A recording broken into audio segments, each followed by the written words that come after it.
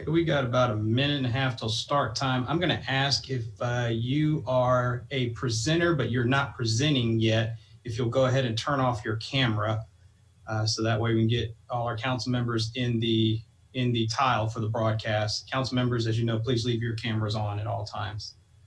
Thank you.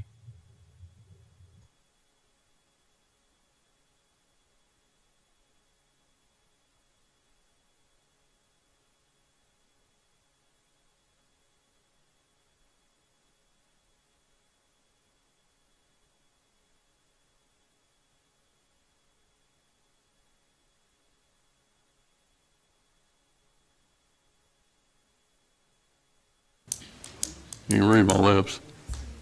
Steve, you there? You can turn on his microphone. Yeah. Yes, I am. There we go. Well, I just wanted to get you to say hi to everybody. Well, hello, everybody. Yeah. Hey, Steve, we missed you. I'm not going to be a giant on the screen again, am I? You're just a Sean's giant. spitting it with you this time for He you. was on the EDC. He took up the whole So screen. big, well, you were big last time, but so you. There you All go. right, Mr. Mayor, we're ready to fire it up. All right, here we go. Good evening. Welcome to City of Sugar Land City Council meeting for Tuesday, December the 1st. A little bit about our agenda tonight. In a minute, Councilmember Ferguson is going to give us the invocation followed by the pledge. Then we're going to have a series of 4 recognitions before we get into the agenda. So, William, are you ready? I am ready. Let's go with the invocation first. Let us pray. Father, we come to you tonight to say thank you. Thank you for this amazing city. Thank you for the great leaders that have put us here. Father, we ask for your wisdom. We ask that we lead all men, all women to justice. Father, I pray that we always do what is right by you. In your name we pray, amen. Amen. Amen.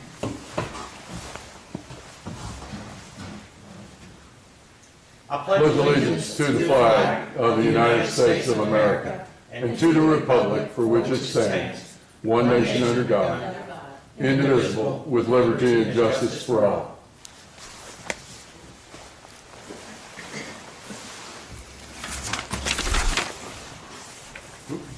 Get my mask. Don't let me forget it, Rick. Will it not be so?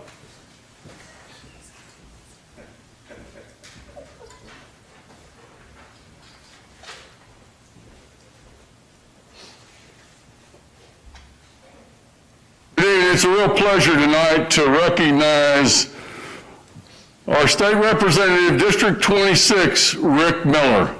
And I'm going to ask Rick, could you come up and join us?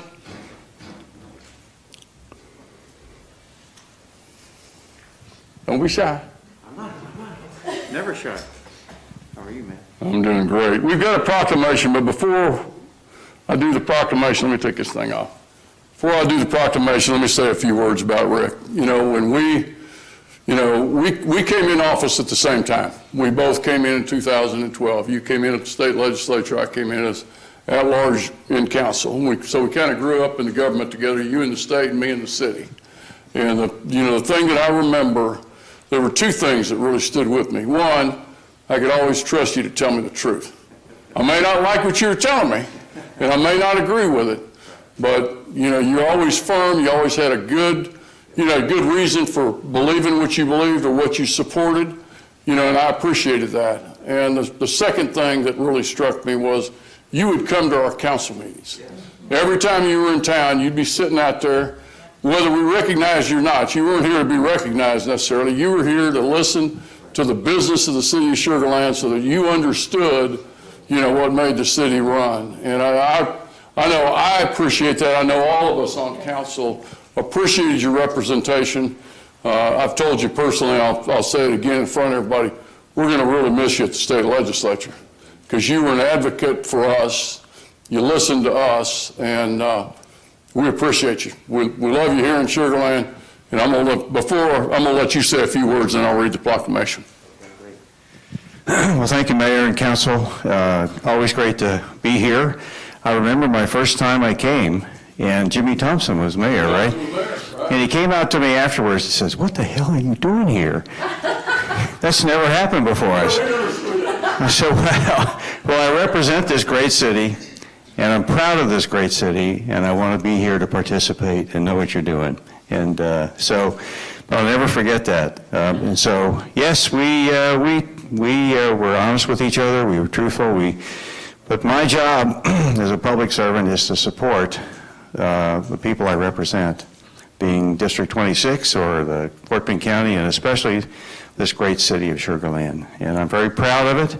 I'm proud of what you and the council members have done over the years. And I just want to make sure you know I'm here, always here for you. If you need anything, I'm here for you to help in any way I can. With the legislature, or however, whatever you want me to do. I think I still have a pretty good reputation up there, so I think they'll work with me. Oh, yes, some good things about my older son, who's a Navy pilot like his dad, but he's done much better than his dad, which I'm proud of. On January the 24th, he takes command of an aircraft carrier in San Diego, the USS Vincent. Yeah, so that's a big thing. There are only 12 of those babies running around the world, right? So he gets command of one of those. And my other son is a district court judge in Harris County. So the Miller family is a family of public service, and so I'm very proud of my boys and what they're doing. So with that, I'll turn it back over to you, Mayor. Thank you very much. Thank you all. Thank you, Rick. Thank you. Rick, this is a proclamation celebrating your service in the Texas legislature. Whereas Rick Miller was elected to represent House District 26 in 2012, and in the last 4 sessions, Representative Miller worked on the state budget on the House Appropriations Committee and advocated for children in the Texas foster care system while on the Human Services Committee.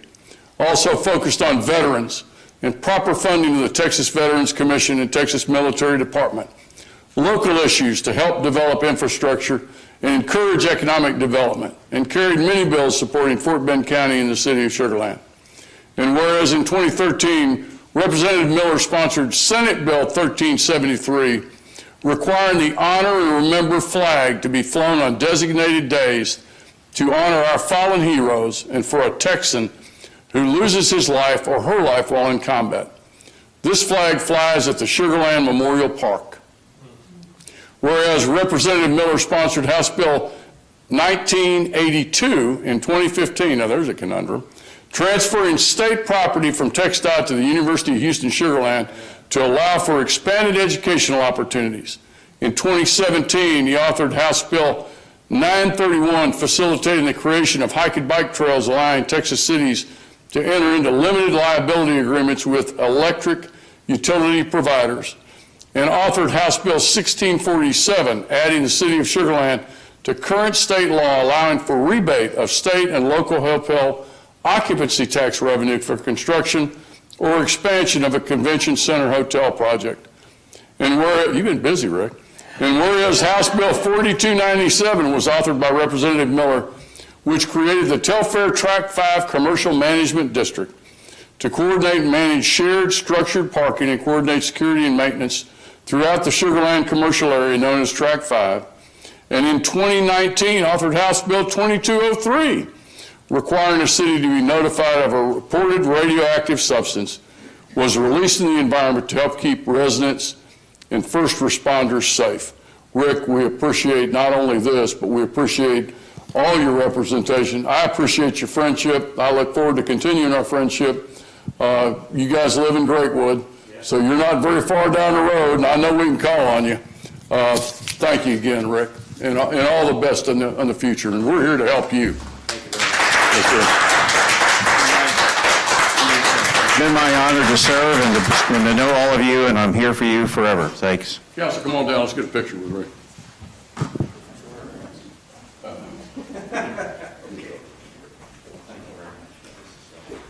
Very special. Thank you all.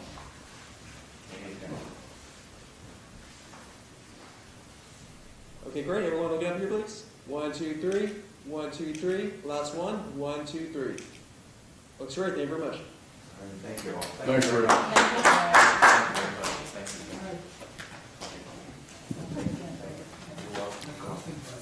you. Take care.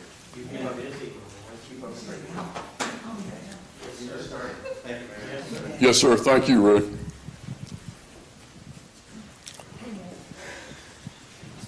Ready? Our second recognition is to one of Sugar Land's own, Chuck Sanchez, who is the 2020 Texas Tennis Hall of Fame induction. And it's virtual. Chuck, you're up there somewhere. Where are you? There he is.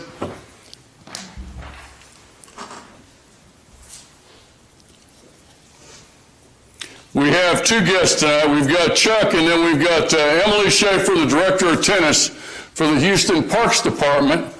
And she's going to speak, I guess, on your behalf. So why don't we do this? Emily, why don't I turn it over to you, and then let you kind of honor him, introduce him, and then I'll give Chuck a chance to talk, and then I'll read the certificate of recognition. Emily, the floor is yours. Okay. Well, anyone meeting Chuck Sanchez for the first time knows he's all about tennis. He lives it, he breathes it, this sport for a lifetime. A few weeks ago, Chuck was inducted into the Texas Tennis Hall of Fame in Waco, providing an exclamation point for his many years of service to tennis players and the community. He's the founder of Fort Bend Tennis Services, but he's also a founder of the program that I oversee, the Houston Youth Tennis Program, that provides free youth tennis and education programs at more than 40 neighborhood parks. He was one of the first pros that started that, and so it's something we really appreciate over the last 30 years. No one can doubt the hard work, perseverance, and years of community service this man has dedicated not only to the sport of tennis, but to the entire community. On behalf of the Houston Tennis Association, the USTA Texas section, and many friends in many places, I thank the City of Sugar Land for celebrating Chuck and his induction into the Texas Tennis Hall of Fame. Thank you. Chuck, would you like to say something? Sure. Hey, thank you, Joe, and thank you, Emily. And following Rick is a big thing here then. But I want to say the City of Sugar Land has been really good to me the past 30 years, and we've taught more than 15,000 residents over the years, and it's been my honor to have done that. I just try and do what I need to do to help grow the sport of tennis.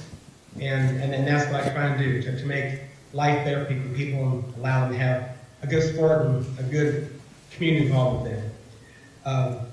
And I want to say, with this pandemic, as we've all seen, tennis has become a much more popular sport now then, as people have discovered it's a safe sport to play. And as many of you know me over the years, I've advocated for more tennis courts. Well, we need those courts, okay, for the public to play on. And so we'll just keep doing what we can do. And I thank you for this honor and recognizing me here. And the Hall of Fame was a very big surprise to me, and I'm very just honored to be able and humbled to be part of that down there. But thank you to the city, though, for the recognition. Well, thank you, Chuck. We've got, I'm going to read the certificate of recognition presented to Chuck Sanchez. Certificate of recognition is presented to Sugar Land resident Chuck Sanchez in recognition of his induction in the Texas Tennis Hall of Fame on November the 14th, 2020, following a 45-year career in teaching, sharing, and serving others in his sport of tennis. Since moving to Texas in the mid-'70s to be part of Tennis Pros at Nuke's Tennis Ranch, Chuck has been involved in various organizations and programs such as the Houston Tennis Association, serving as a tournament director and HTA president. He was co-founder of Houston Professional Tennis Association. He founded Southwest Houston Junior Team Tennis League.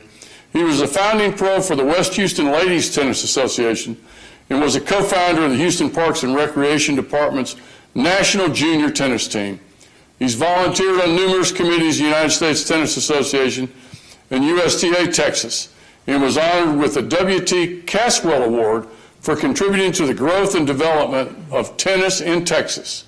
And Chuck, we want to congratulate you for those honors, and we want to thank you for being a resident of Sugar Land and always pursuing your passion. You and I have had a number of conversations. You're always passionate in promoting tennis, and we respect you for that. So congratulations, Chuck. And we'll get you this certificate. Okay? I'll stop by sometime, okay? District 3. He lives in District 3. Oh, and Sue reminded me he lives in District 3. Chuck, you can move over to 1, 2, or 4 anytime. I see, okay. Where's the man Stewart at? Here? Our next award is the TCCA Distinguished Service Award for Kendra Beverly. Kendra works for Judge Landine in municipal courts. Kendra, yep, there you are. Jennifer Brown is our Director of Finance, and I'm going to let her introduce not only, I've kind of introduced Kendra, but why don't you introduce the award, Jennifer, and explain a little bit about what this honors. Thank you, Mayor.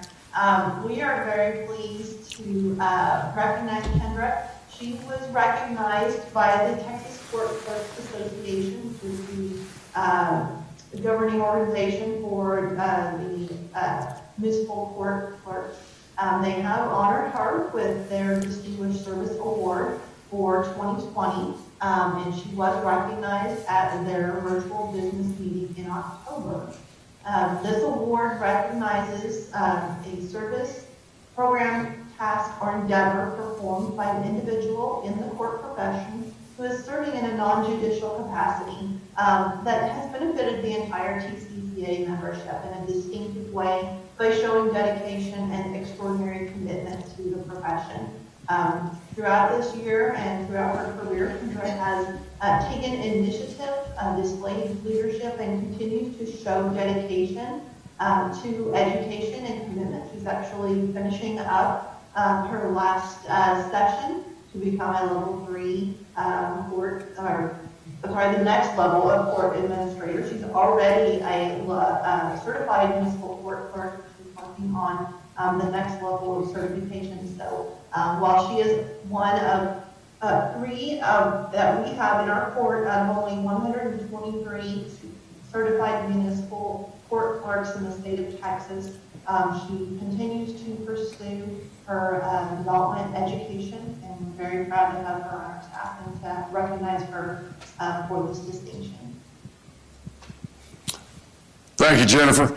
Kendra, we've gotten to know each other since I've been on council as part of the compensation committee. Your team members, all of us on council, I think, have gotten to know you.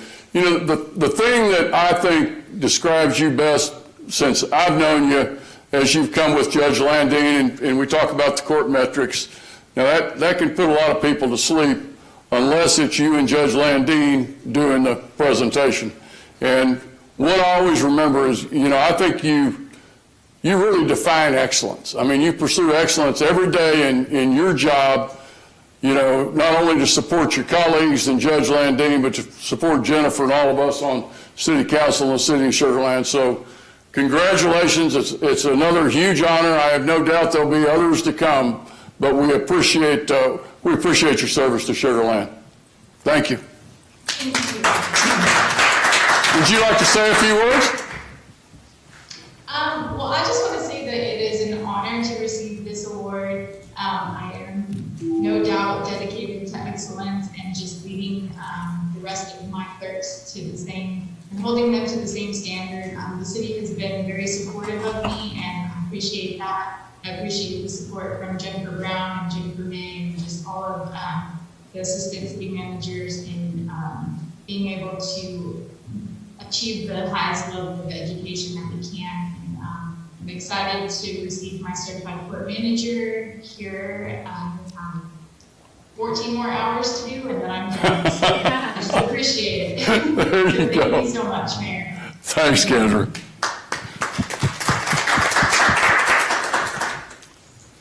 And our final award tonight is for the Center for Digital Government Award, Navigating a Global Pandemic Amidst City Leadership Changes.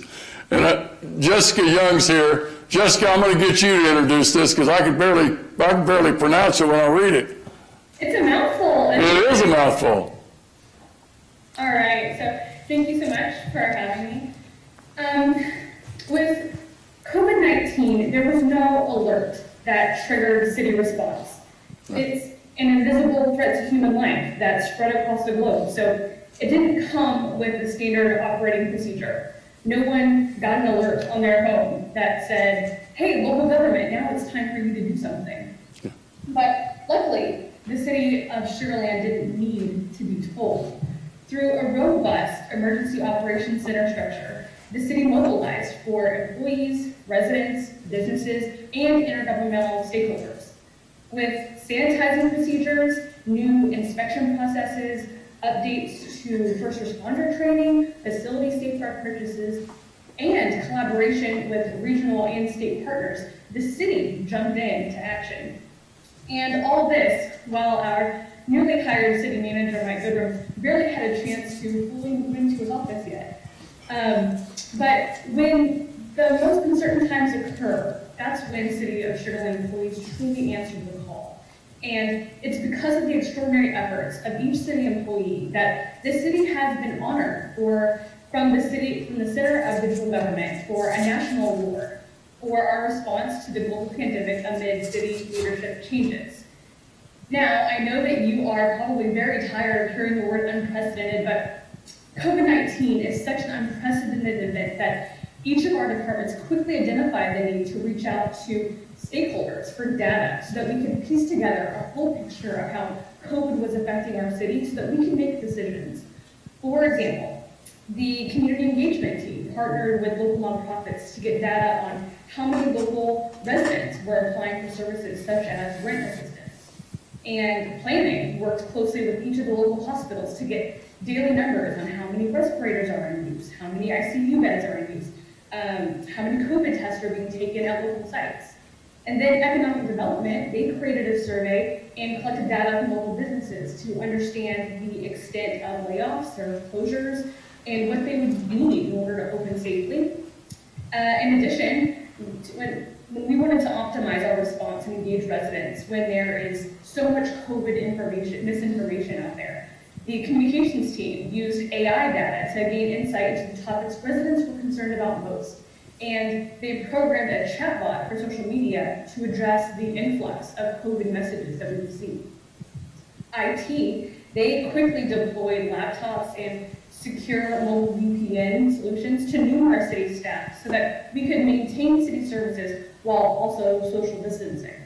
And then city council meetings, such as this one, and community engagement projects transitioned online to, so that we can be sure that we still have that live communication with the public. As a matter of fact, many processes were moved online, and that change made them not only safer, but in some cases more convenient. So even before COVID crept into the city limits, the city of Sugar Land already viewed innovation as a necessity. And that innovative spirit has only intensified with the pandemic. So all of this to say that city employees continue their tireless work to provide city services in these unrivaled circumstances. So please join me in a round of applause to honor the city of Sugar Land for its work that has been recognized at the national level with this award. All right. Congratulations. And like you said, it really is for the city manager who got here in January, just in time for COVID-19, and all of our employees. So thank you all very much.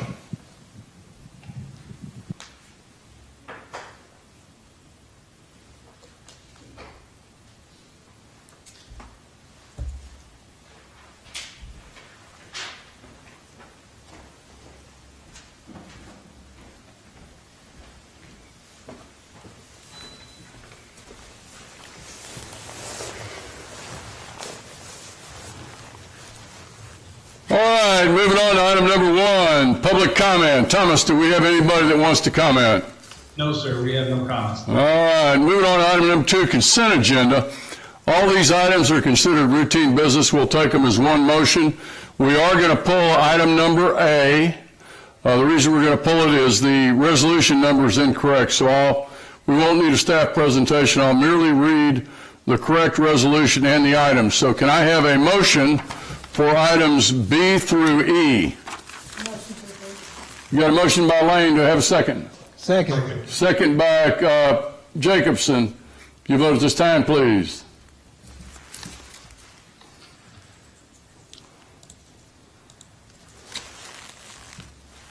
And it passes by 7-0 vote. Let's go back to item number A. 2A, consideration of and action on City of Sugar Land Resolution number 2030, a resolution of the City Council of the City of Sugar Land, Texas, accepting the Department of Justice fiscal year 2020 Bulletproof Vest Partnership Grant Program and designating the city manager or his designee as authorized grant official to sign documents to administer and implement the grant. Can I get a motion? Motion to approve. Got a motion by McCutcheon. Do I have a second? Second. Got a second by Lane. You vote at this time, please.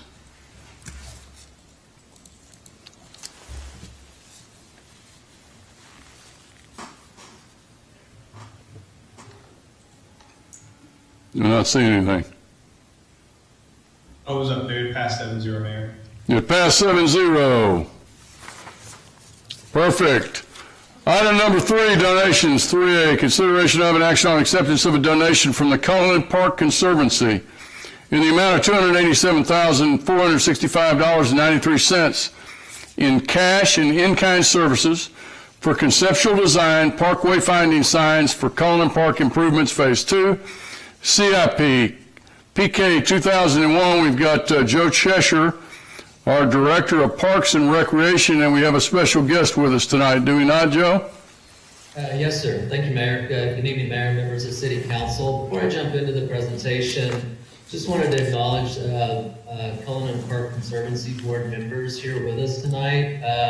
We have Mike Dobert, who's the president of the Conservancy. We also have June Tang and Gay Thompson representing the Conservancy Board tonight. And they're representing all the hard work and efforts that are put forward by the board to raise funds for Cullinan Park. Thank you all for joining us and welcome. Thank you. Go ahead, Joe. Sorry. Just going to do a real brief kind of recap of where we've come, or where we started and where we've come with Cullinan Park. Back in 2015, the city entered into an MOU, an interlocal agreement with the city of Houston, the Houston Parks Board and the Conservancy for basically providing maintenance and security to the park, and the Conservancy raising funds for the development and capital improvements of the park. The city annexed the 754 acres of the park in early 2016, and then in 2016 and 2017, the first donations from the Conservancy were accepted, and at that point, we kicked off the Phase 1 development, which was completed in September of 2019. So that leads us to moving on to what we're going to call Phase 2 of the project, and that's where these donations come in tonight. The board raised money for the conceptual design and then covered the cost of that with the consultant, and then also for signage and then continued fundraising. Next slide, please. The first in-kind donation is for signs, primarily wayfinding signs and mapping out of the park. We found once we opened the park up and got more and more people visiting the park, we found that people were not always finding their way around the trails conveniently and easily, and some even got lost a few times. So the board and staff felt like a signage package would be really helpful out there on the site, and the board was able to secure a grant from the Cameron Foundation for these signs. Park staff and the city's communications department worked together to develop the sign package, the graphics that you see here on the slide, and then to get to a vendor that is currently making the signs that will go out in the park. And once they're completed, park staff will install them throughout the park. Next slide, please. The next in-kind service was some conceptual design that was completed by a company, DVG Partners, Landscape Architects. After phase one was completed, the Conservancy wanted to look at some different alternatives and what would come next in the park, so they did some conceptual design. And from that it came, the needs were recognized as really needing a kind of a nature discovery play area for children, which would be both educational and recreational in nature for kids, and also additional trails. The trails have been very popular, so the plan conceptual design identified where additional trails would be built. So that's the second aspect of the donation. And next slide, please. The next aspect of the donation is $213,500 in cash donation, which the Conservancy delivered a check to the city last week for these funds. And these funds will cover the construction documentation design of what was identified from the earlier conceptual design, that being 1.2 miles of additional trails along with extensions to the parking area.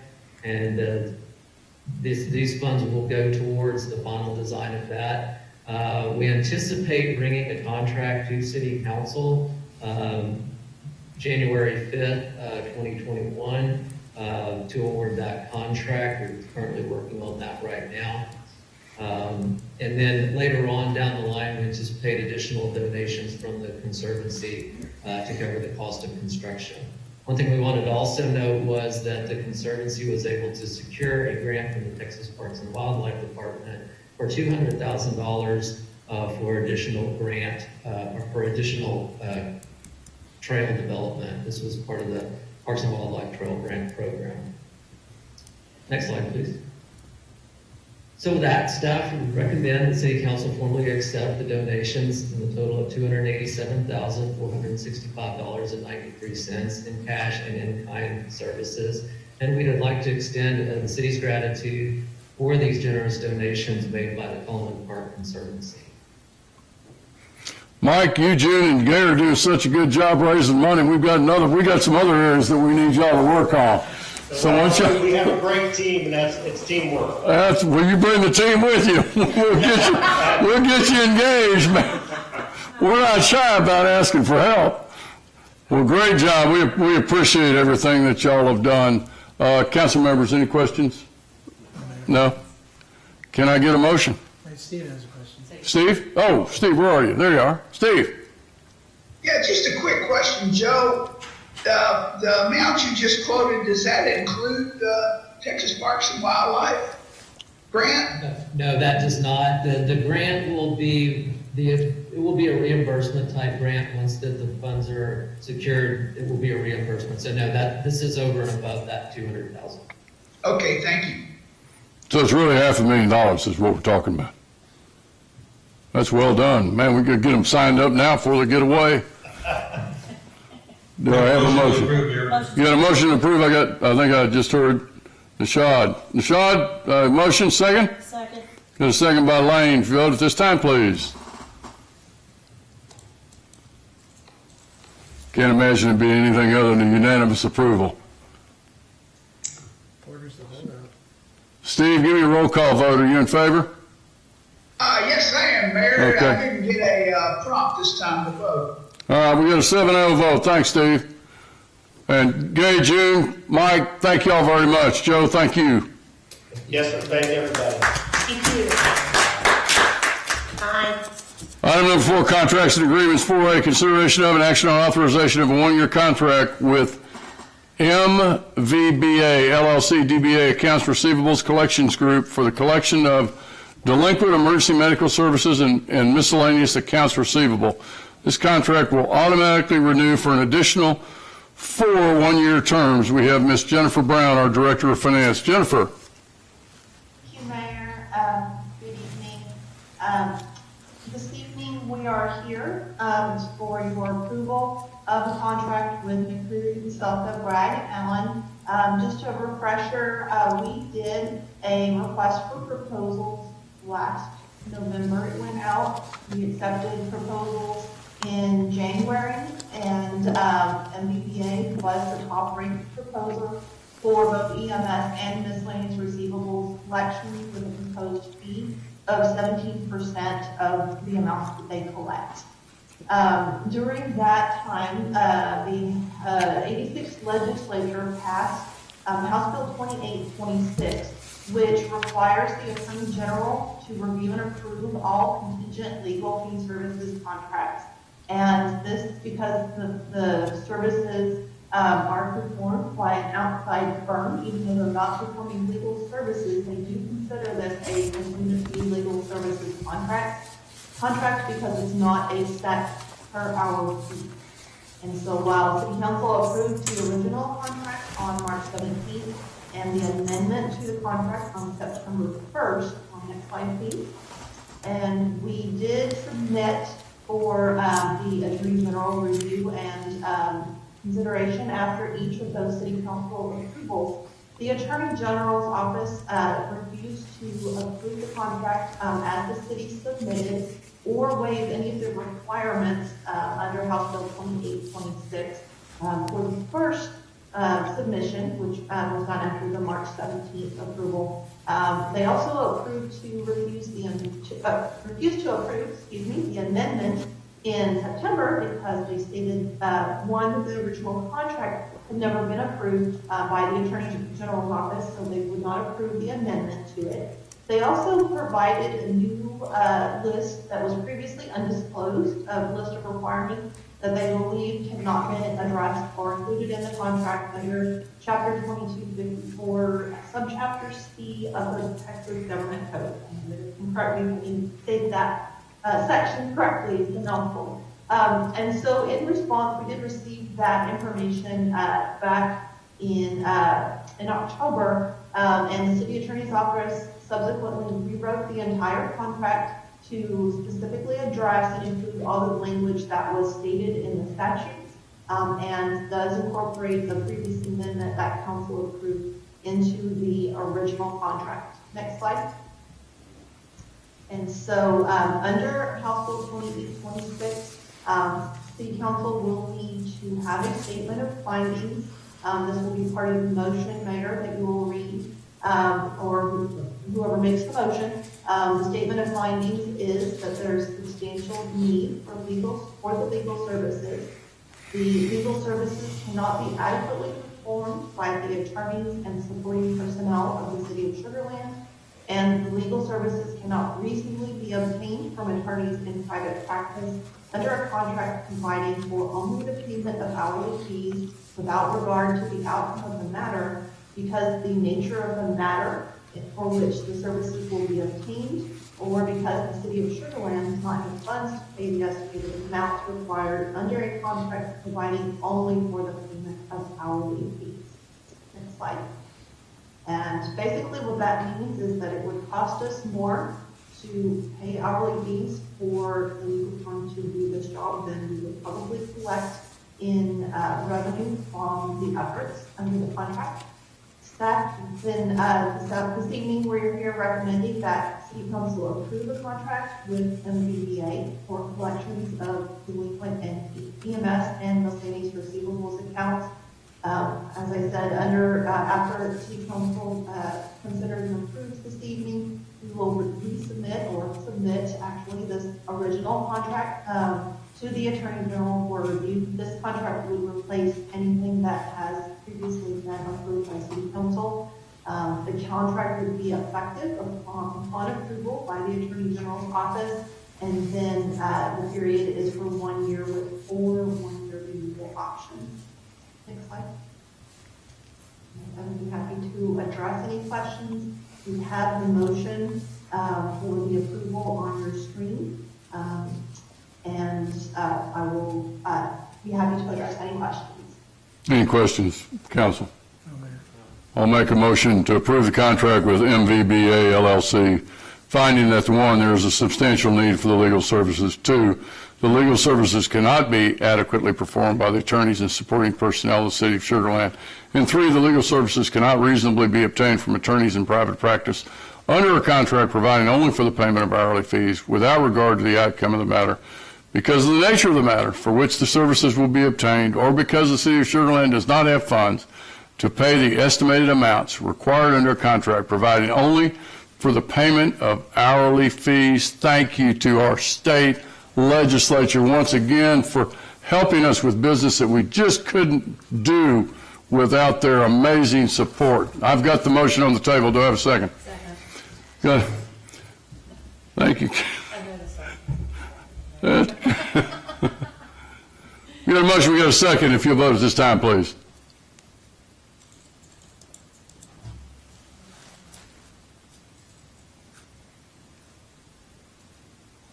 And it passes 7-0. Thank you, Council.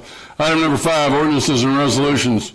5A, first consideration of an action on City of Sugar Land ordinance number 2217. An ordinance of the City Council of the City of Sugar Land, Texas, granting a one-time variance from Chapter 5, Article 13, Section 506 of the City of Sugar Land Code of Ordinances to allow for a one-time exemption from the prohibition of fireworks at Constellation Field after 10:30 p.m. and for a one-time exemption from the noise regulations for non-baseball game special events at Constellation Field. We have Jessica Hubble, our destination event manager. Jessica. Good evening, Mayor and City Council. Before we get started, I do want to acknowledge Chris Hill, President of the Sugar Land Skiers, is on this call with us today as well. Hey, Chris. So sorry. So as you may recall, an FYI was routed to City Council on Friday, November 13th, regarding the request from the Sugar Land Skiers to extend the usage of sound amplification devices and a host a fireworks show on New Year's Eve. These requests will need City Council approval as they are currently prohibited from the Special Events Ordinance. Thus, ordinance number 2217, if approved by Council, will grant a variance to these stipulations. As a reminder, a draft copy of the ordinance was attached to the agenda item. Next slide, please. Just as a quick refresher, Sugar Land Holiday Lights started back in 2014. It was a special event drawing visitors and guests from around the region. The event features more than 3 million lights, themed displays, photo opportunities, holiday vendors, and much more. To date, this event has attracted over 250,000 visitors here to Sugar Land. Next slide, please. Since New Year's Eve falls on a Thursday, and to further enhance the evening's entertainment, the skiers are requesting to extend the holiday light programming by extending the music from within the stadium from 10 p.m. to midnight, and then host a fireworks show from midnight to 12:10 a.m. Once again, City Council approval is needed to grant this variance because of the Special Events Ordinance. Next slide, please. The Special Events Ordinance states that fireworks may not extend past 10:30 p.m. and sound amplification devices may not be used past 10 p.m. on Thursdays for a special event. This was put into place to regulate the noise impact to the surrounding neighborhoods. Since this implementation, the skiers have been diligent about adhering to these regulations. For example, would be the Friday night fireworks shows that they do at their Skeeter baseball games. Next slide, please.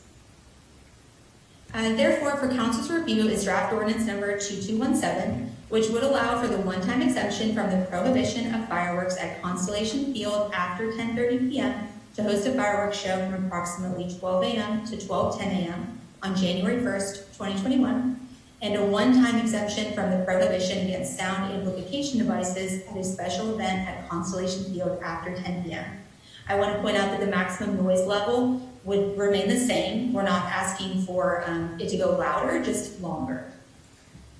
Next slide, please. I also want to point out that the Sugar Land skiers were still required to apply for a special event permit for this event. This allowed the event review committee to review the safety and logistical plans for the event.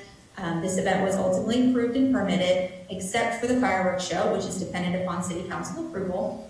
As required in previous years, any and all city services activated for this event will be paid for by the skiers, as well as the programming for the fireworks show. No general fund dollars will be spent to execute this event.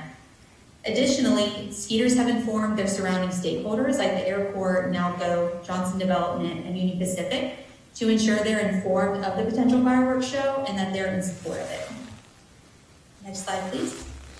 Due to COVID-19, the Sugar Land Skeeters, under the advisement of the local public health authority, have added several health and safety protocols to aid in keeping staff, vendors, patrons, everyone safe, such as temperature screenings, safety signage throughout the stadium, incremental cleaning of rides, games, and vendors, etc. In addition, there's a decreased allowable daily attendance, which will further enable social distancing between patrons. The allowable attendance Sunday through Thursday is 2,500 people, Friday and Saturdays is 3,000 people, and New Year's Eve will be 3,500 people.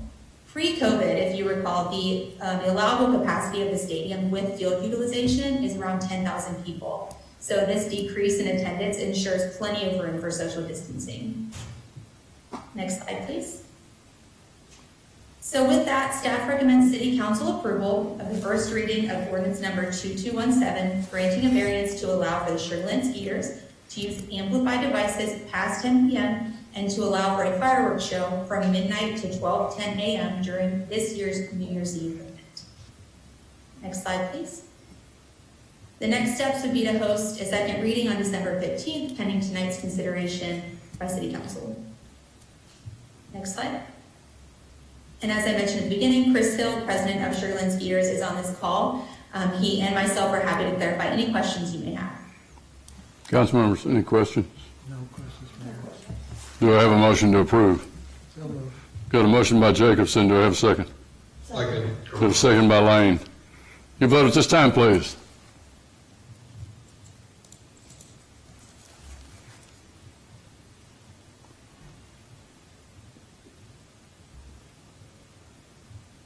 Nishad, roll call vote for you. Are you okay? There you go. You came through. 7-0. Thank you, council members. Item number 5B, first consideration of an action on City of Sugar Land ordinance number 2219. An ordinance of the City Council of the City of Sugar Land, Texas, adopting amendments to the city charter as approved at the November 3rd, 2020 election and adopting a transition plan for implementing 3-year city council terms. We have with us Ms. Meredith Reedy, our city attorney. Meredith. Thank you, Mayor. Good evening. As the Mayor just mentioned, we are considering ordinance number 2219 tonight. Just a little bit of history as to how we got here. Back in November 6th of 2018, City Council appointed a charter commission. By Resolution 1839, they appointed all citizens to make their recommendations. April 2nd of 2019, the Charter Commission then presented their final report to City Council. This occurred after 8 meetings and 2 public hearings.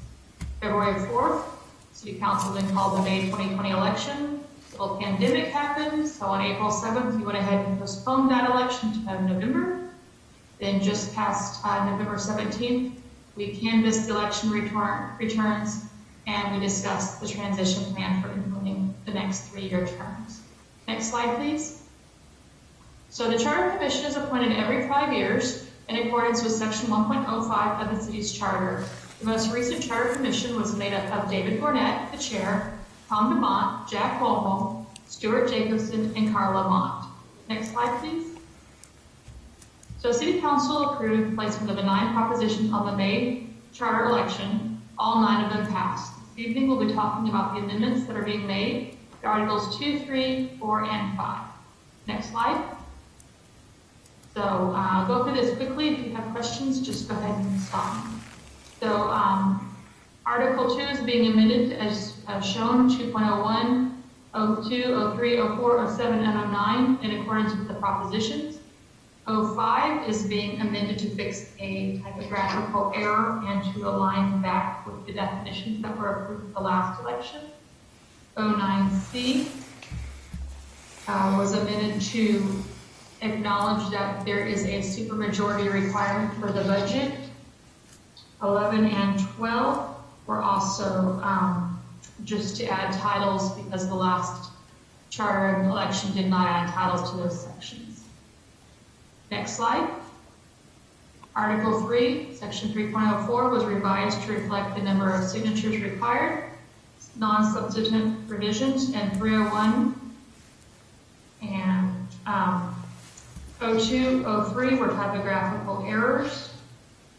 310A was completely rewritten because it was previously a double negative. It's now more clear as written. 311 and 312 and 313 were also to correct the definitions. Next slide. Article 4, municipal court was updated to reflect that it's now a court of record as opposed to just a municipal court. Next slide. Article 5 was updated to fix the grammatical error. Do you have any questions on the amendments? Any questions, council members? Okay. At this time, I'm going to go ahead and... Mayor? Yes. I'm sorry, that's only half of them. Okay. Oh, okay. Go ahead. Sorry. That's okay. So those were the amendments. Now we need to talk about how to implement those amendments. At your November 17th council meeting, we discussed the transition plan. And at that meeting, the direction was provided to go ahead and present an ordinance this evening, implementing a hybrid approach to the 3-year term so that 2 council members would actually serve 10 years and then they would have an extension of 1 year and everybody else would be below the 9-year max. So next slide, please.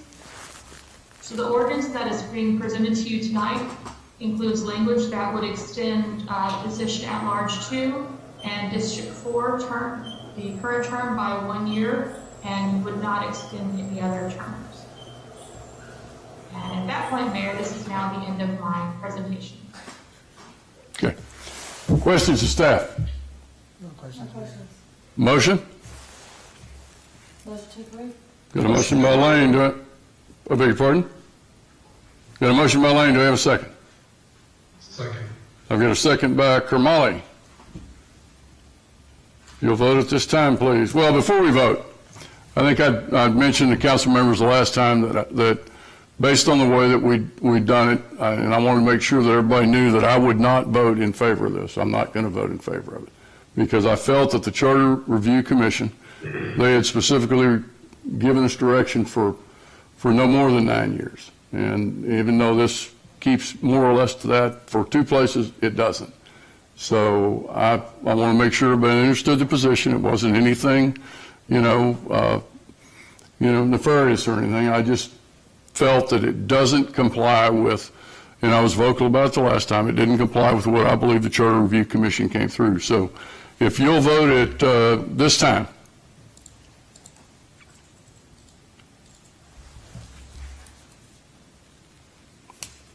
Okay, we've got 6-4, we got 5-4 and 2 against, but it passes. So it passes into an ordinance. Thank you, council members. Item number 6, public hearing, 6A. Receive and hear all persons interested in the proposed conditional use permit for a new 130-foot tall T-Mobile monopole communications tower on approximately 2,500 square feet located at the rear of the property located at 12935 Dairy Ashford Road within the General Business B2 zoning district. We have Laura Waller. Laura, where are you? There you are. Laura Waller, our planner. Laura, take us home. Okay, so this evening is a conditional use permit. This is for a 130-foot telecommunications tower, or cell tower as you might know. This would be located on the property at 12935.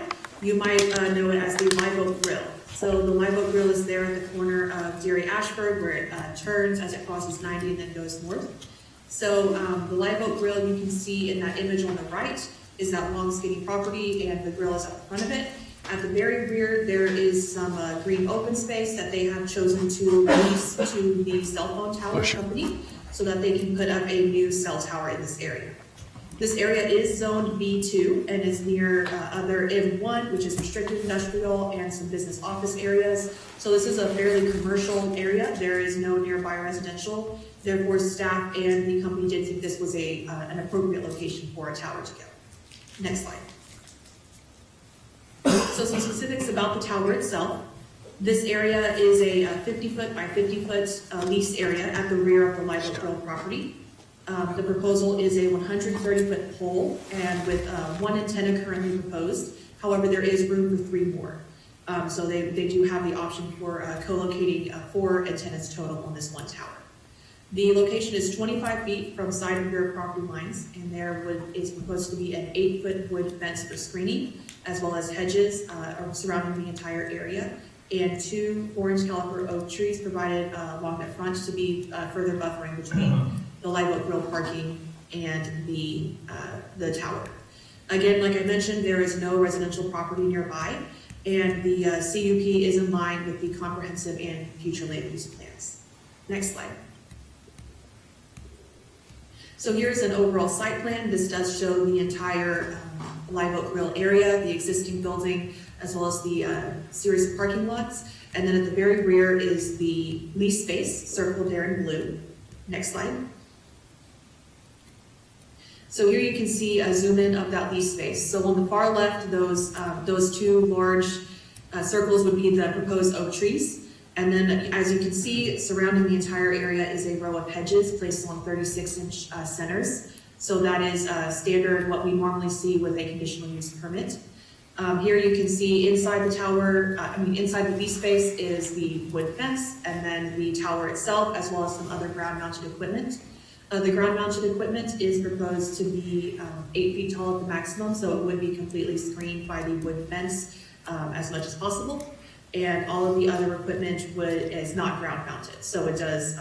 There is some above the fence, obviously, when there's a 130-foot pole. So, but we do have the fence to screen all of the ground-mounted equipment. Next slide. This is the landscaping plan. It just defines the type of plants as well as the numbers.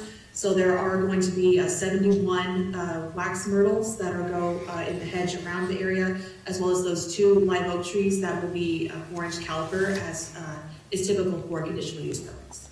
Next slide. This is the fencing details, just points out the sizes of the fence as well as the height. So the fence is proposed to be 48 feet long and wide on the square. So that you would still have 2 feet outside of that in the lease space for the row of hedges to be taken care of. And again, the fence is proposed to be 8 feet tall. Next slide.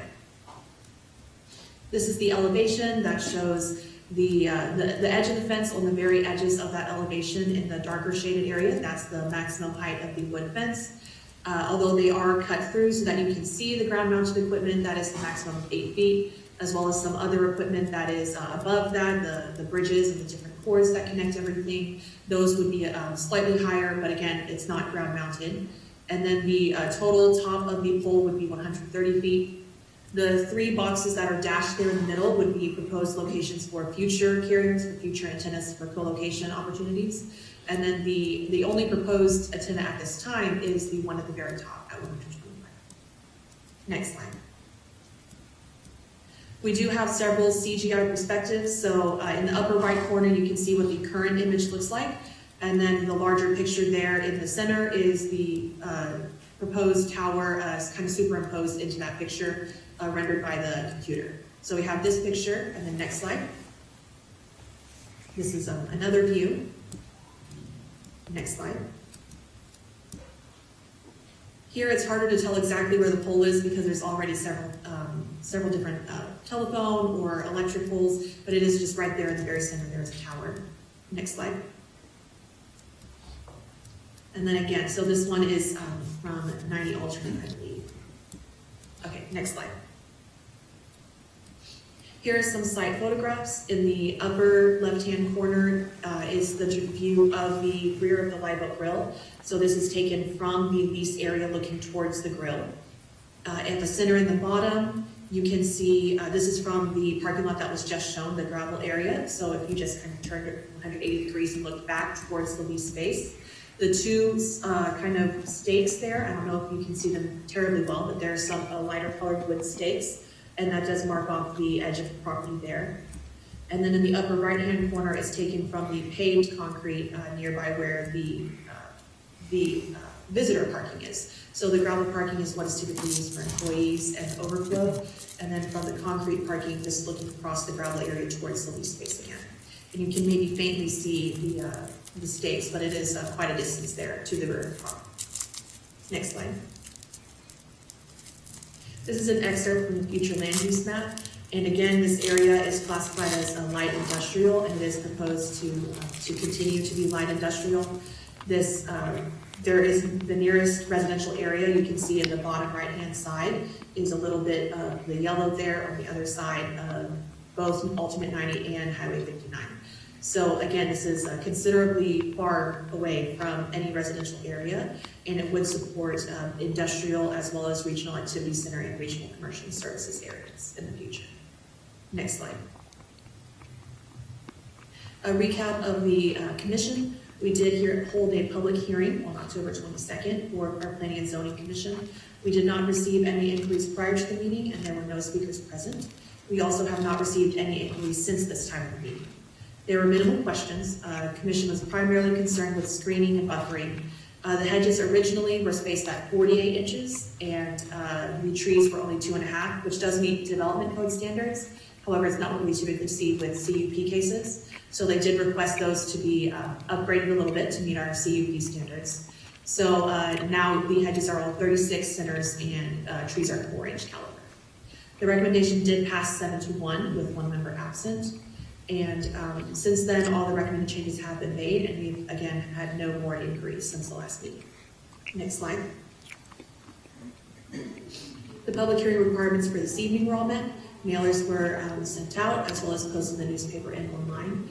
We have received no inquiries, and again, there is no single family in the area. So this is a fairly good place for this location. The public hearing is to be held tonight prior to discussion and first reading of the ordinance number 2218. Next slide. The consideration points for you tonight. The commission did approve the recommendation with 7-1 with updates to include better landscaping and screening around the entire lease space. Again, there's no nearby residential. This is primarily industrial uses, and it is supported by the future land use and comprehensive plans. I did want to point out this evening that due to FCC laws, council must provide code-based conditions if this is denied. And there is a time limit on processing all of these according to FCC law. Additionally, there is no consideration allowed as to perceived radio frequency emissions. So safety standards, safety studies are not allowed to be considered in this decision. That is not considered a code-based condition for denial. Next slide. So therefore, recommendation from staff and commission is approval of ordinance number 2218 as proposed. We do suggest to have the public hearing followed by the first reading this evening, and if further revisions are needed, they can be part of the motion. And then we have Mr. Francis on as the applicant representative to provide a short presentation for you as well. Mr. Francis. Good evening, Mayor, members of the council. Thank you, Laura. My name is Bev Francis, 112 East Pecan in San Antonio. I'm the attorney for SCI, which is a national developer of telecommunication towers. On the call with us this evening is Dennis Cogan. Dennis is the project manager for SCI, who has worked closely with Laura for about a year to make sure we're providing you with the absolute best application and information to seek your approval of a conditional use permit to construct this telecommunication tower, which, as Laura indicated, T-Mobile will co-locate its antennas necessary to resolve a significant gap in the voice and data service for this portion of your community. Next slide, please. The reason this gap is occurring is, as you certainly know, as members of this community and as council members, your city is growing. Next slide, please. You're receiving national attention for your growth, one of the 30th fastest growing cities, but next slide, please. With this growth, it creates a significant demand for wireless service. For the first time, for example, there are more wireless devices than there are men, women, and children in the United States. There's 1.2 wireless devices for every man, woman, and child. Next slide, please. So with this demand, your city, businesses, and residents require this wireless connectivity. And as earlier discussed with you by Jessica Young, the need right now with the COVID pandemic has only escalated the requirements for wireless connectivity. But and very importantly, are the required E911 connectivity, with over 85% of E911 calls made by wireless devices. Emergency services and reverse E911 alerts, as you certainly know, and representatives and residents of this city are critical. So without that connectivity, your residents are at a disadvantage. Next slide, please. As highlighted by Ms. Young and also on your website, you've taken a forefront in encouraging your residents, your businesses to sign up for your emergency notification systems. Again, that notification system is only effective if the residences or businesses can have that connectivity. Next slide, please. Laura did an excellent job going through the site plans. We're respecting the time tonight. Let's skip through a couple of the slides, please. Next slide, please. The overall site plan, she explained to you. Next slide, please. The compound and landscaping plan.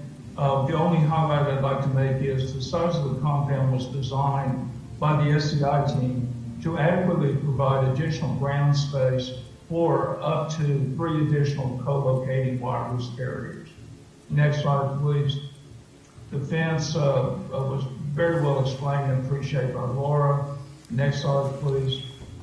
One point on the tower elevation. The height 130, what we call top of steel, is required so T-Mobile can have what's called a 125-foot rad center. That means their antennas have to be centered at 125 feet to accomplish the resolution of this significant gap in service. Next slide, please. Now, I'd like to go through with you very quickly the T-Mobile letter and the radio frequency maps to show how exciting this opportunity is to resolve the gap. Next slide, please. T-Mobile has presented you a letter where they have committed and given you a letter of intent that upon your approval of the conditional use permit for SCI to construct this tower, they will co-locate, which means install their antennas at the 125-foot rad center and ground equipment. Additionally, they just confirmed for you that there are no existing structures or towers in the vicinity that would serve for them to co-locate on. Next slide, please. The next 2 slides, I think, are really important to show the impact that this tower and this opportunity by T-Mobile will have on your community. There are 2 radio frequency engineered slides. The first slide shows the existing coverage as it exists today. You'll see in the middle a black box. That shows the location that Laura shared with you that the proposed tower will be placed. Surrounding the site, you will see numerous triangles. Those depict are the location of existing T-Mobile antennas, whether on existing towers or on rooftops. Now, importantly, up in the upper right-hand corner, you'll see a legend. And this legend shows decibels relative to what they call milliwatts. And what that means is, you'll see on the map, the red portion shows minimal coverage. This is the target area. It shows outdoor coverage and then possibly even in-vehicle coverage, which it means that if you're in a business building such as multiple office warehouses, you're going to drop calls, buffeted data, and an impeded service. The yellow shows a little bit better coverage, but really focused on if there were residential structures in this area because of their thinner width and construction, you would have a little bit better signal. The green is what the target is. This being the commercial area, light industrial, that is the target to bring that indoor commercial coverage to this area. And as a side note, you'll notice around all the existing T-Mobile antennas that vibrant, rich swath of indoor coverage. Now, if you'll focus on that black box, and we go to the next slide, please, you'll see how this tower will dramatically increase the coverage that is necessary. It goes from, if you go back to the previous slide, the red and a little bit of yellow, which means very ineffective and insufficient indoor, urban, as they call it, commercial structures. To the next slide. Go back one, please. Next slide, please. Well, we're skipping over the slide, but as you saw, it brings to this site that vibrant green color, which provides as the T-Mobile has indicated, achieving the data speeds inside the commercial buildings, which is so critical to this area. Next slide, please. Now, very quickly, I just want to share with you why we're here tonight and how we got here. Next slide, please. As Laura indicated, the site is in a B2 zone surrounded on the east and north within one, which permits towers, and of course, on the other side, the western side of Derry Ashford, it's BO, which does not permit towers. Next slide, please. Laura indicated that the future land use plan for this area is light industrial. And next slide, please. So as a result of preparing these radio frequency maps, identifying the gap in service, T-Mobile then creates what they call a quarter-mile search ring and issues that to SCI and says to Dennis and the SCI team, in order to accomplish this goal that we're seeking to resolve this gap, a tower needs to be placed within this quarter-mile search ring.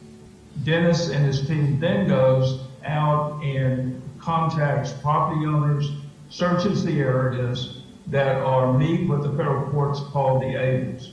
It's got to be zonable, which on the western side, a Derry Ashford, that swamp, it's not zonable. It's BO, and towers not permitted. But so it's got to be zonable, it has to be buildable, it has to be accessible, and critically, it's got to be leasable. Dennis and his team actually reached out to over 20 property owners in this quarter-mile search ring.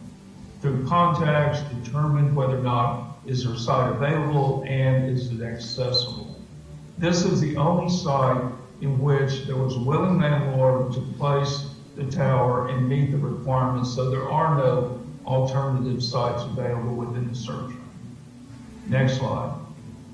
Now, as Laura and your city attorney have explained to you very adequately, the impact of the Federal Telecommunications Act and the FCC 2018 order on decisions regarding siting, as we call it. What you're asked to do tonight is to evaluate and hopefully proceed on with approval of the conditional use permit, the impact of the act and the 2018 order. Next slide, please. Federal law preempts decisions that what is called effectively prohibit service.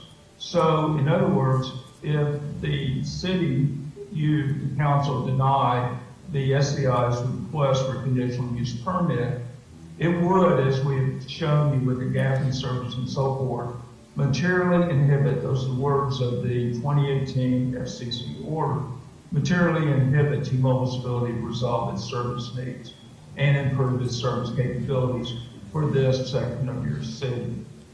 We have demonstrated there's a significant gap in their wireless service, and we've shown that through Dennis's hard work and meeting, and there is no available alternatives that would remedy the gap. Next slide, please. So, Mayor, members of the council, we are here tonight to respectfully request your approval of the conditional use permit to construct the telecommunications tower. I'd like to personally thank Laura for being so responsive to us and making sure that we provided you with the absolute best information. I particularly like to thank the members of your Planning and Zoning Commission. We had a very vibrant discussion, and we have adopted their recommendations regarding landscaping. And Dennis and I look forward to receiving any questions that you have and request your approval. Thank you for the time. Thank you. At this time, council, what I'd like to do is let's go ahead and conduct the public hearing. Following the public hearing, if anybody has questions, we can get those questions addressed. So at this time, we're going to open the public hearing to hear anybody desiring to be heard on this particular issue. Thomas, do we have anybody? No, Mr. Mayor, nobody signed up. All right, we'll go ahead. There's no one in the audience. So I'm going to go ahead and close the public hearing. I'm going to move to first consideration. Consideration of an action on City of Sugar Land Ordinance Number 2218, an ordinance of the City Council of the City of Sugar Land, Texas, granting a conditional use permit for a 130-foot tall telecommunications tower located on approximately 2,500 square feet at the rear of the property located at 12935 Dairy Ashford Road within the general business B2 zoning district. Any questions from the council members? Carol. Thank you, Mayor. I'd like to thank P&Z for their recommendations for enhanced landscaping to serve as hedging. And I just want to point out that the document calls for wax myrtles, and wax myrtles are, reasonably tall at maturity. There are also dwarf wax myrtles, which obviously are much smaller at maturity. So I just want to make sure that, that wax myrtles are used and that dwarf wax myrtles are not substituted for that, because the dwarfs would not provide adequate screening. My question is, this is going to be 130 feet tall, so what maintenance requirements are there to make sure that, as far as painting and other maintenance, to make sure the tower, looks nice through the years? Thank you, council member. First of all, that's a great question. Once the tower is constructed, it's galvanized steel. Once it's constructed and T-Mobile makes its co-location, places its antenna, and installs and becomes active, there's only approximately one truck trip to the site per month. Just to make sure, check on the electronics, make sure that the equipment's functioning. So regarding the requirements for maintenance and so forth, they're strict, not only underlying lease requirements with the landlord, but the agreement with T-Mobile with SCI to co-locate on has strict requirements on SCI to maintain the property. It's very valuable equipment, very valuable structure, and there's a lot of attention paid to the ongoing maintenance. Okay, and follow up. So if the tower is ever abandoned, what requirements are there for, the removal of the tower? Your code actually, I believe, has requirements. Check with the Ms. Reed. I believe that it's specifically if the tower is abandoned, their impositions back on SCI or the removal of the tower. Is that correct? Yes. Okay, thank you. Any other question? Steve. Thank you, Mayor. A couple of questions for Mr. Francis. Are you going to provide irrigation for this landscaping? The landscaping will have, and I'll have to use the term, I think Laura has it, it's called tree gate. Yes, so for the first growing season, which is typically about a calendar year, there will be weekly installs of refills of these bags that slowly self-irrigate throughout the week, and they'll be refilled manually once a week by the landscaping contractor. At that point, the chosen plants are drought resistant, so they do not require irrigation. However, if they do end up dying, they would have to be replaced by SCI towers as part of the conditional use permit. And so that works with oak trees as well? Yes. Okay. Mayor, got another question. Go ahead, Steve. In all the pictures Laura showed, it was pretty easy to pick out this tower. Let me ask Meredith first before I get into this. There's this code thing about what we can do and what we can't require. What's the chances that we could ask them to paint it so it's not so obvious when people drive into our city from the east down 98? That is a permissible condition under the code and federal law, yes, sir. So, Laura, in the P&Z meeting, did anybody discuss painting this, make it more invisible? Not literally invisible, I'm not actually nuts, but to make it where it's not stand out as much as people drive right into the Sugar Land, and there it is, sticking way up in the air. So there wasn't discussion at P&Z actually, but there was some initial discussion among staff whenever this first came in. We have seen some examples of these towers perhaps being disguised as different trees, especially if they're like in a more woodsy area. However, because this is in the middle of the city in an industrial area, we felt that it was appropriate to not have to put fake branches on it or make it look like a palm tree or something like that, because it wouldn't help it blend in. If anything, it might make it stick out more.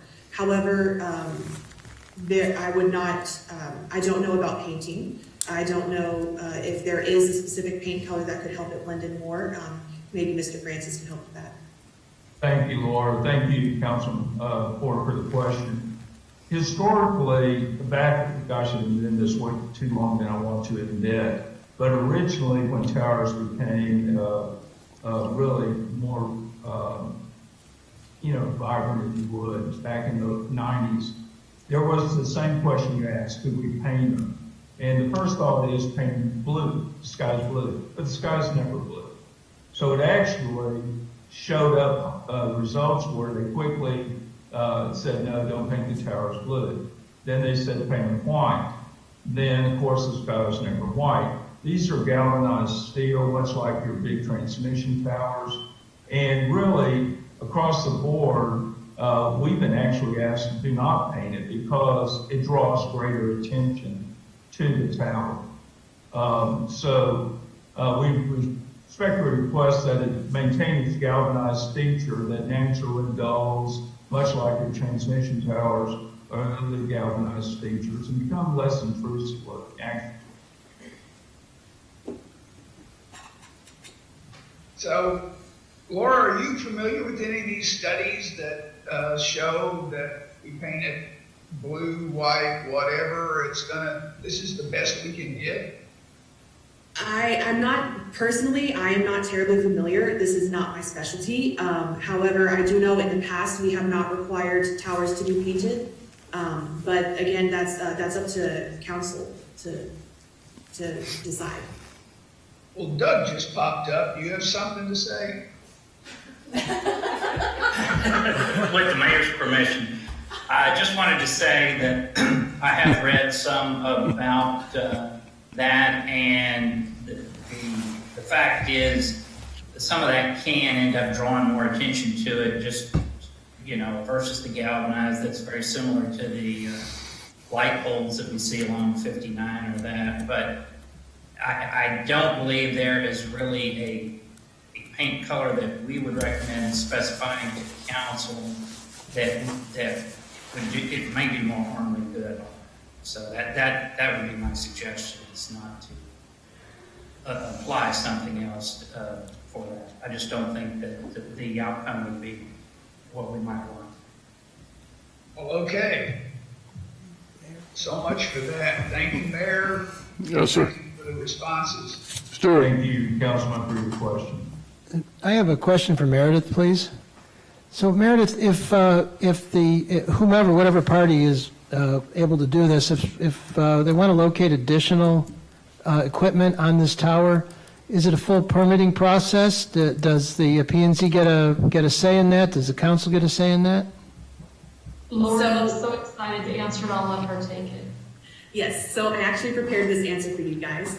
This is actually handled administratively. So co-locating antennas on existing towers is handled through an antenna. It's a different type of permit, and it's handled administratively. The tower is what is permitted with the CUP through P&Z and council. Any further antennas that are located on it would go through administratively. Okay, thank you, Laura, appreciate it. Yeah, Jennifer. Pardon me if we went through this already, but starting the construction of this, are we going through the parking lot of Live Oak Grill? How are we getting back there to get this constructed, or what's the route to get back there to put it together?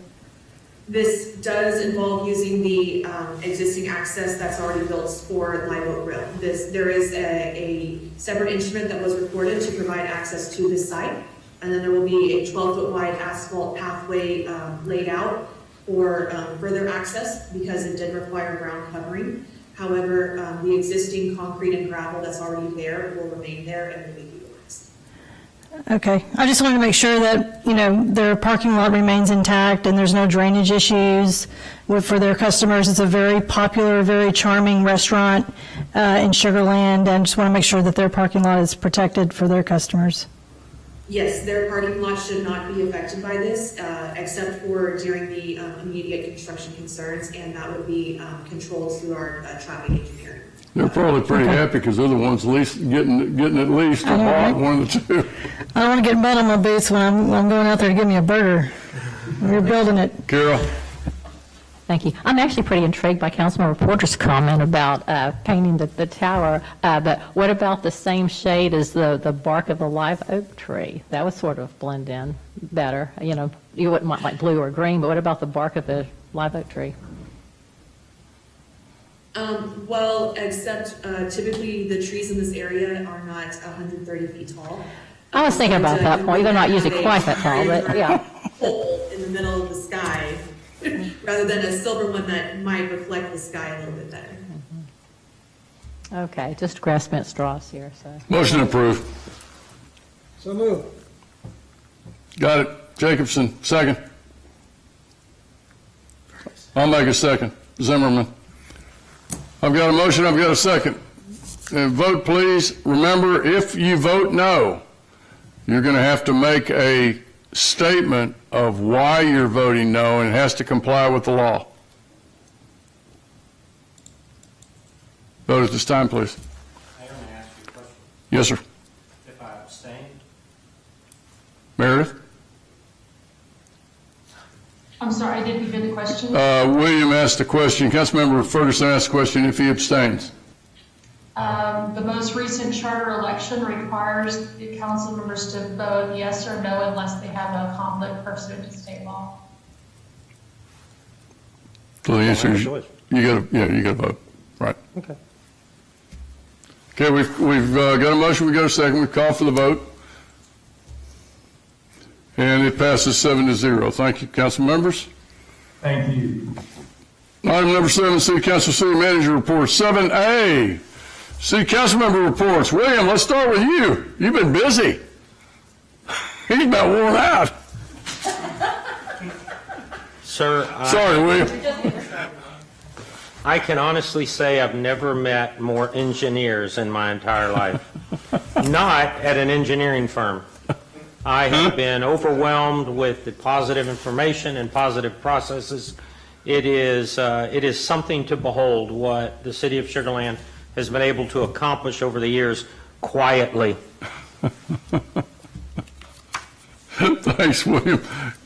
Carol, how about you? Okay. And you also have two council members who are members of council who are engineers as well. So anyway, I attended the Interfaith Thanksgiving via Facebook Live. Wonderful. Jennifer? No report, Mayor. Steve? No report, Mayor. Sir? I did some really poor singing. If you sang, it was probably really poor, wasn't it? On a video, Mrs. Jacobson pays me not to sing, so. Shot. No report, Mayor. Yeah, no report from me. Item number B, City Manager Report. Mike? Thank you, Mayor. As you heard earlier, tonight started the 12 Nights of Christmas, and our it was robust. I mean, it was pretty good. We could be like the city of Austin, where they have live music before each council meeting, but that's I'm not going to go there. City of Austin, those are protests, Mike. Yeah. Mayor. The second I said it, I realized I'm just going to stop. That wasn't music. That was people burning the city down. All right, we'll stop. Okay. So we invite the public to view this on the Parks and Recreation Facebook page each night. Then you can also come out and see it in person if you choose. Go on our Parks and Recreation Facebook page, and they've got all the information.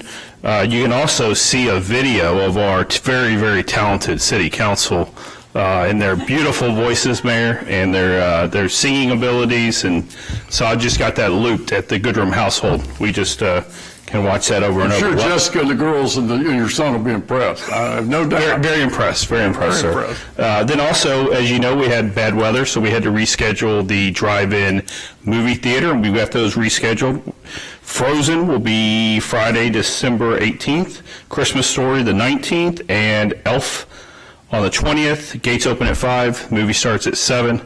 We will see you out there, and that's all I've got, Mayor. Thank you. All right, thank you, Mike. Well, now we're going to move to item number 8, closed executive session, 8A.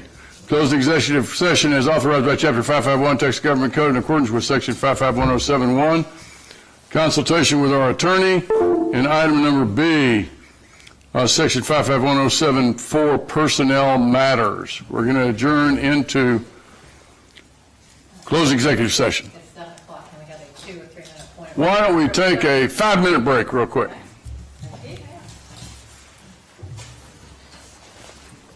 It's okay, I went before the meeting.